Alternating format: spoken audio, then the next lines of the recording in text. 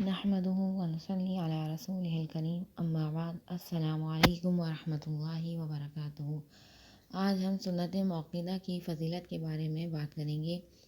حضرت محمد مصطفیٰ صلی اللہ علیہ وآلہ وسلم کی ساری ہی سنتیں بہت قیمتی ہیں۔ جو شخص فجر کی 2 سنت کی پابندی کرے گا اور جو شخص فجر کی 2 سنت پڑھ کر گھر سے نکلے گا تو اللہ تعالیٰ اس کے رزق میں خیر و برکت عطا فرمائیں گے، گھریلو جھگڑے ختم فرمائیں گے اور ایمان کی سلامتی کے ساتھ موت نصیب فرمائیں گے۔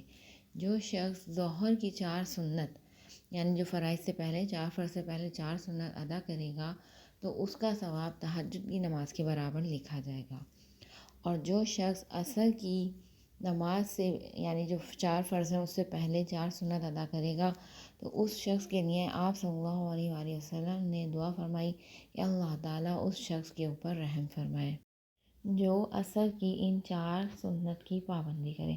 تو گویا آپ صلی اللہ علیہ وآلہ وسلم خود دعا فرما رہے ہیں، تو آپ ان کی اہمیت کا اندازہ لگا سکتے ہیں۔